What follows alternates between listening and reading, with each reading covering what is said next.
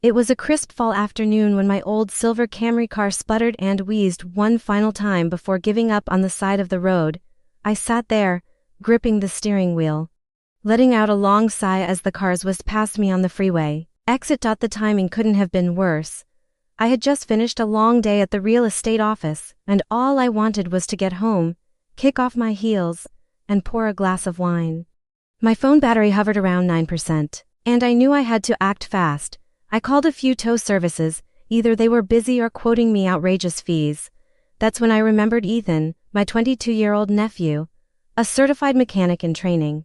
He had just started working part-time at a local garage while attending community college. With a flicker of hope, I dialed his number. He answered on the second ring. Asterisk, if this story touched your heart, don't forget to hit that like button. Asterisk, it really helps us grow. Asterisk, and hey, if you haven't subscribed yet, pause for a second and hit that subscribe button. Asterisk, so you never miss a new story when it drops. Asterisk, share this with someone who needs a little reminder that even small moments can hold deep meaning. Asterisk, and as always, thank you for being here, Aunt Claire, he said, sounding both surprised and concerned. Hey sweetie, I'm kind of stranded near the Willow Street exit. My car died on me. I explained. Any chance you're nearby? I actually just finished my shift. He replied, I'll be there in 15 minutes. Asterisk, true to his word. His beat-up red truck pulled up right behind me. Ethan stepped out, wearing his garage uniform, his sandy blonde hair messy and his face slightly smudged with oil.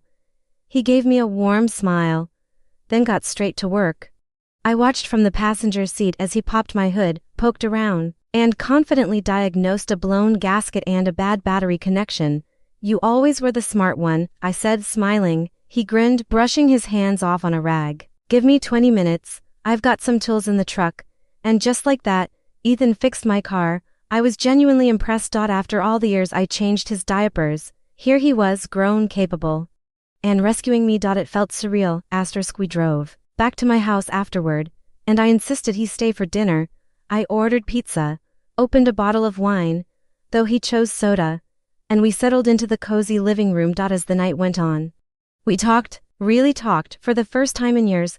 I wasn't just his aunt, and he wasn't just the kid who used to run around my backyard with scraped knees and mismatched socks. We were two adults reconnecting. I don't say this enough, I told him as I handed him a slice. But I'm really proud of you. Ethan gave me a look I didn't expect, serious, even emotional. That means a lot, Aunt Claire. You've always been the one in the family who made me feel heard. I paused, taken aback. Really? He nodded. You remember when I was 16 and I failed that math class? Everyone was so mad at me. You were the only one who told me it didn't define me. That memory tugged at something inside me. I remembered the night vividly. How upset he'd been, how his dad had yelled at him, how I'd found him sitting on my porch in tears. I'd brought him inside, made hot cocoa, and told him he wasn't a failure. I'm glad I said that, I replied, because you're definitely not a failure, Ethan. He looked at me for a long moment, then said, can I tell you something kind of crazy? Of course, I said. He hesitated, shifting uncomfortably. I've always looked up to you. I mean more than just as an aunt. You've been like this anchor in my life. You know, someone who makes you feel like you're not broken. I blinked, speechless for a second. His words were deeply sincere, his expression raw. You're going to make me cry, I said with a laugh, trying to lighten the moment. But I could already feel the tears welling up. But Ethan didn't laugh. Instead, he reached over and gently took my hand. I know this might sound strange, he said slowly, but I've always felt this pull toward you, and tonight I just wanted to tell you that. The room suddenly felt warmer. My heart raced, unsure how to process what he'd just said. This wasn't some passing comment. It was heartfelt, layered, and full of emotion. Ethan, I started. But he gently squeezed my hand. I'm not trying to make things weird. I just wanted to be honest. You've always been the woman I admire the most, and fixing your car today, it wasn't just helping you out. It meant something to me. It felt like I could finally do something for you. After all these years you've been there for me. Asterisk, I was quiet for a long moment, then whispered. You really left me speechless tonight, you know that? He smiled shyly, finally releasing my hand.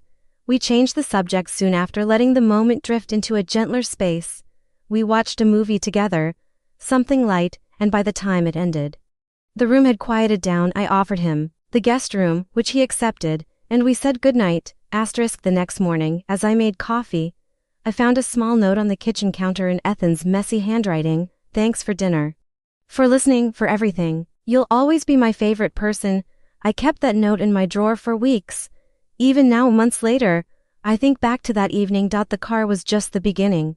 What Ethan gave me was something far more powerful.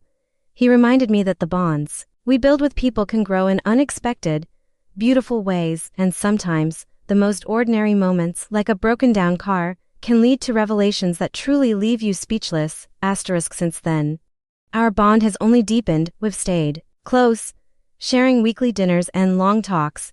Ethan even started bringing over little things to help around the house, tightening loose cabinets, replacing bulbs, adjusting the thermostat. He said it helped him feel useful, but I knew it was more than that. It was his way of being present, of giving back. One night, about 2 months after the breakdown, he surprised me again. It was my birthday, and I hadn't planned much. I was turning 45 and figured a quiet evening alone with a good book would do. But Ethan had other plans. He showed up with a bouquet of tulips, my favorite flowers, and a homemade cake. I remember you always had tulips in the kitchen when I was a kid, he said, and I watched 3 YouTube videos to get this cake right. I laughed, genuinely touched. You didn't have to go to all this trouble. I wanted to, he said simply. That night, we ate cake at the dining table, candles flickering between us. Ethan gave me a card, inside which he'd written, "You made my life make sense when I was young. I hope today I can return even a fraction of that." That night, we ate cake at the dining table, candles flickering between us. Ethan gave me a card, inside which he'd written, "You made my life make sense when I was young.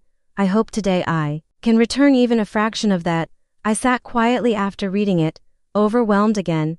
These weren't grand gestures, but they were the kind that etched themselves into your heart. It's funny how a car breaking down became the spark that reminded me not only of how much Ethan had grown, but also of how much he truly cared.